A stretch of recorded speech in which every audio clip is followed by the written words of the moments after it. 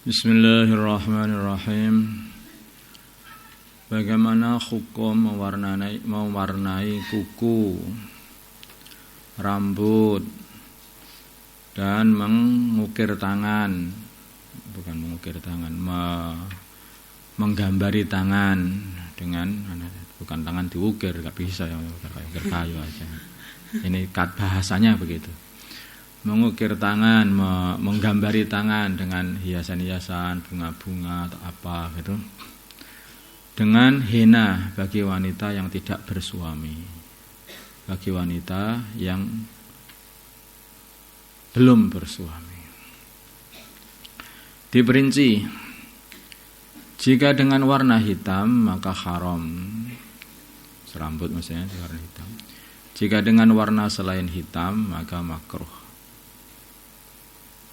Ini banyak kadang-kadang itu ya anak-anak yang belum nikah ini pakai kuku diwarna-warna itu, pakai hina, itu nggak boleh, itu sebetulnya makruh itu. Wong ndak makruh saja loh. Ini yang jadi masalah. Kalau makruh itu yang makruhkan Gusti Allah, Allah nggak suka, terus apa ya wong ndak disukai Gusti Allah aja loh. Coba rasakan seperti itu. Ini rokok ini enggak haram, ini hanya makruh. Wong ndak makruh saja. Lah kalau makruh itu enggak disukai Gusti Allah dan Rasulullah, apa ya wis seneng enggak disukai seperti itu. Kalau kamu artikan. Ya. Perincian di atas berlaku jika pewarna tidak menghalangi sampainya air wudu atau air mandi ke anggota wudu, ya air wudu. Kalau lagi wudu, tapi kalau lagi jinabah air mandi ya. Tapi jika dapat menghalangi sampainya air, seperti mungkin pakai cat kayu apa gimana itu kan bisa menghalangi air. Maka haram secara mutlak baik dengan warna hitam atau selainnya. Dikarenakan itu menjadikan wudunya tidak sah karena tidak sampai air ke situ itu, atau mandinya juga tidak sah. Nah kalau tinta itu asarnya tinta itu nggak masalah dari tinta itu. Dan sebagian itu kenemen asarnya tinta pun dianggap seperti cat kayu, itu beda. Nggak seperti itu. Asarnya tinta itu nggak menghalangi wudu.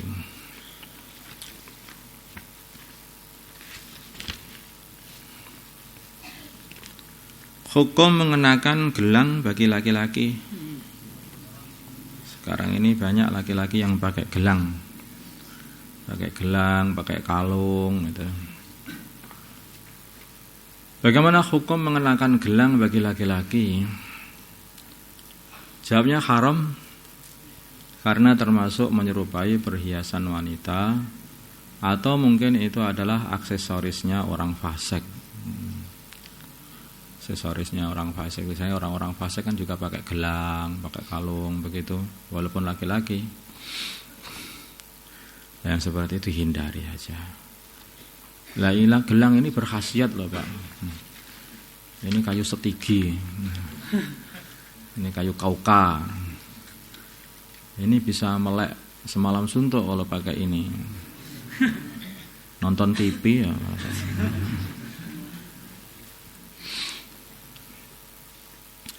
Ya kalau memang itu gelang-gelang itu tasyabuh dengan orang-orang fasik, orang-orang ahli maksiat, ya itu haram. Berarti kamu itu membantu setan untuk memperbanyak penampakan orang-orang fasik di dunia ini. Nah ini enggak fasik ya, tapi kamu termasuk memperbanyak, meramaikan kefasikan. Makanya hati-hati berpakaian. Ini saya semuanya berpakaian, pakai aksesoris apa. Kalau cincin, ya cincin itu Nabi juga pakai cincin. Ya. Coba dipelajari bagaimana cara pakai cincin baginda Nabi itu. Bagaimana hukum masalah uang kuno? Bagaimana hukum menjual uang kuno dengan harga mahal? Semisal mata uang 100 tahun 1970 dibeli dengan harga 1 juta di tahun 2018 ini, 2018, padahal kedua-duanya sama-sama rupiah. Jadi banyak kolektor uang-uang kuno itu mencari orang-orang uang-uang kuno, uang 100-an tahun 70 dicari. Nanti dibeli sampai mahal. Jawabnya, jika uang kuno itu masih berlaku sebagai alat pembayaran, maka hukumnya tidak boleh, berarti itu masih uang. Jalan keluarnya adalah dengan saling menghibahkan. Nih tak kasih, terus oh iya ganti, nih tak kasih kamu, nah, gitu aja. Saling. Jika sudah tidak berlaku sebagai alat tukar, maka boleh atau sah saja karena dianggap sebagai barang antik atau kuno. Terus bukan jadi uang lagi. Itu adalah barang, jadi barang. Wallahu a'lam. Wallahu a'lam. Masalah khutbah Jumat dalam keadaan hadas. Khutbah Jumat dalam keadaan hadas. Apakah ada pendapat ulama yang membolehkan khutbah Jumat dalam keadaan hadas? Jawab, ya ada saja. Yaitu qaul kedua dari Imam Syafi'i dan pendapatnya Imam Salasah, yaitu Imam Ahmad, Imam Malik, dan Imam Abu Hanifah.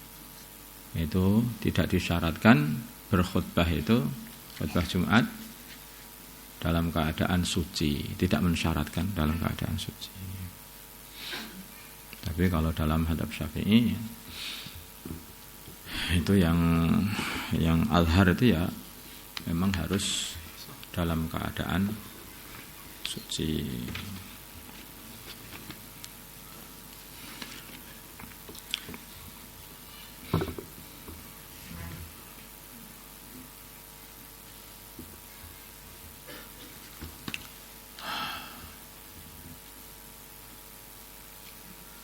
Diamalkan, jadi dengarkan, jadi lewat masuk bukan. Maksudnya ini kan nasihat, ini diamalkan.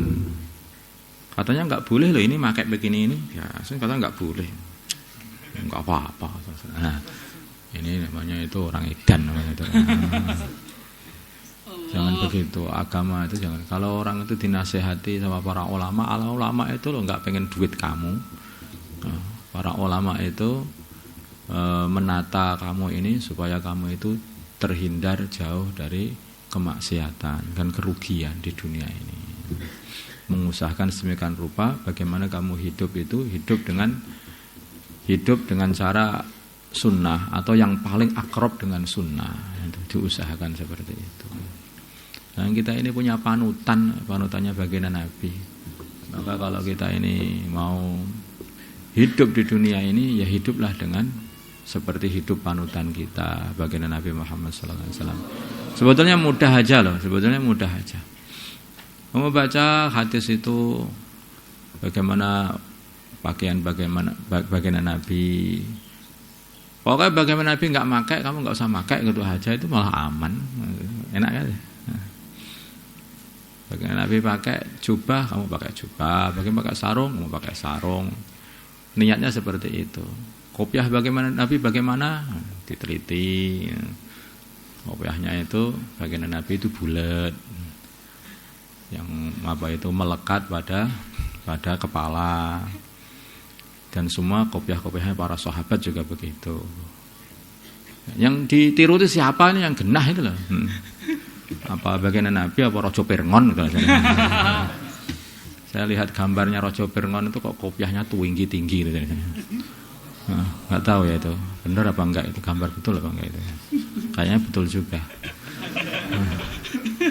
Nah, sekarang itu orang itu pakai kopiah, itu pertimbangannya itu apa gitu. Mengenai kopiah itu barang sunnah, bukan aksesoris untuk gaya-gaya begitu, enggak. Kalau pakai itu ya diniati karena pengen ikut baginda Nabi. Bahkan pakai baju itu juga difikirkan juga. itu juga barang yang dipakai baginda Nabi, maka sunnahnya bagaimana gitu, yang dipikir gitu. Itu namanya orang berilmu. Orang berilmu.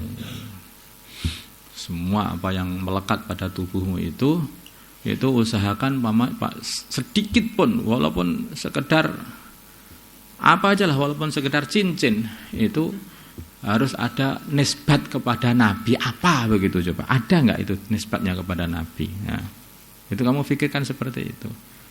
Kenapa kamu potong kumismu? Ini biar niru baginda Nabi. Kenapa kamu panjangkan jenggotmu? Ini niru baginda Nabi. Kenapa kamu pakai kopiah kok?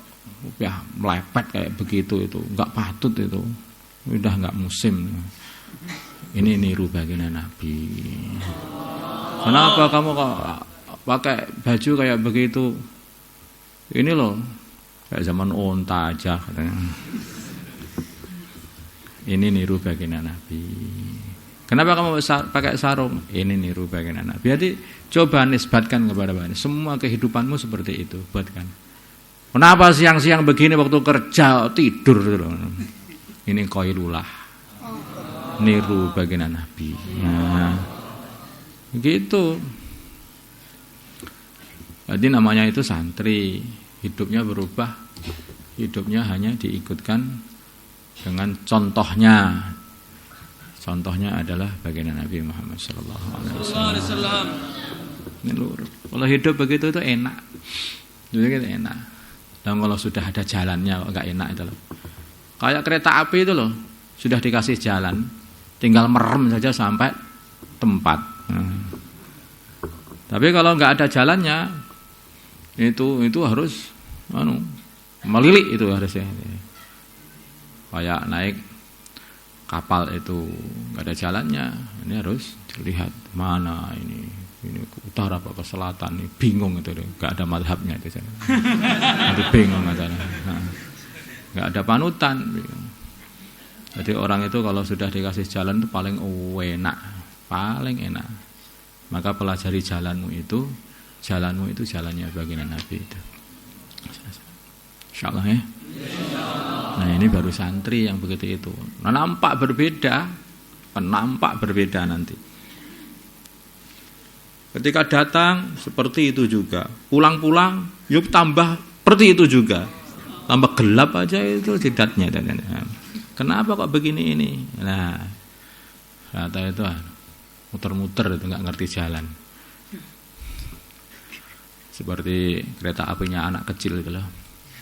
Muter aja, perasaannya sudah 5 jam itu, tapi muter di situ nggak kemana-mana. Jadi nggak ada jalannya, nggak ada tujuan.